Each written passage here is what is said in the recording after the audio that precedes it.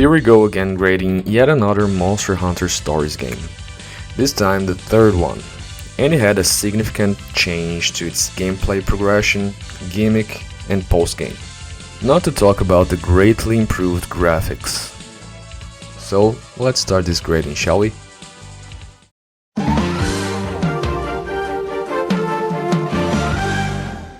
The gameplay suffered immense changes. This time the story was the main focus and the gameplay was built around the idea of the story. They also added fun and different boss fights with a gimmick to unlock different species of special monsters. Also, it added a sort of customization for the types of your monsters, so you can have a team of the same monster with different types. However, they basically removed the post-game and with it the longevity of the game. If they kept the same post-game style of the past two, I would have given this a perfect score, not store. So, because of that, I can't force my sane mind to do it. 8 out of 10.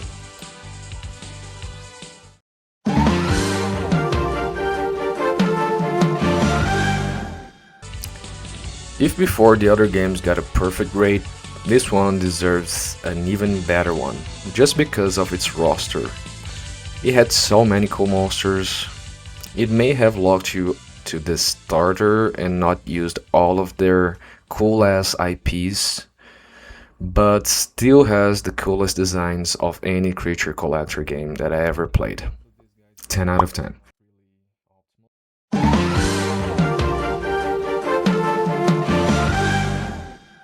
The world design is interesting, because even though it reduced the player's ability to move around by removing the free flying of the other games, they improved the map size and importance. However, it is a bit repetitive because the map is big but the roster is not as big as the map. And gliding instead of flying was a big drawback in relation to the map size, especially late game when you don't really want to be blocked on your exploration. I'm gonna give it a 7 out of 10.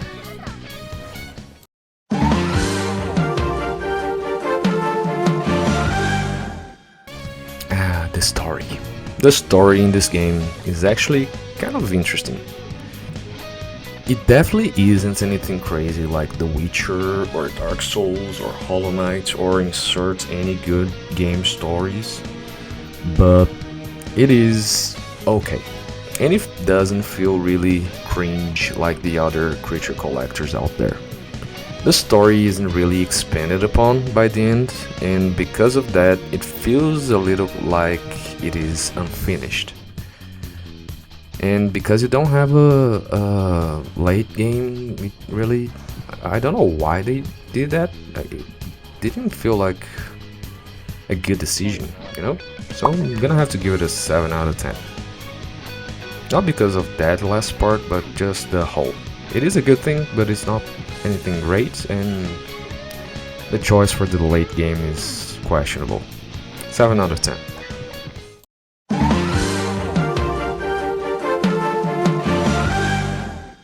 The gimmick of mutations and deploying species in different habitats, coupled with the customization and the further upgrading of the genes mechanic, is enough for giving this category a perfect grade.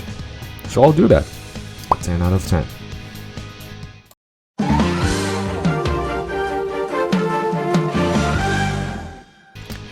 The game feels balanced enough to be fun and actually challenging.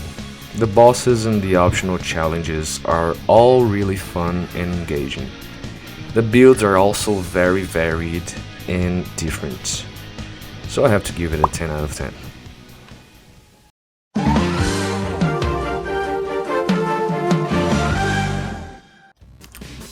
The game is definitely an upgrade to the last two, but for some reason they decided to remove some key aspects of the past two iterations that were essential, like the multiplayer and post-game content.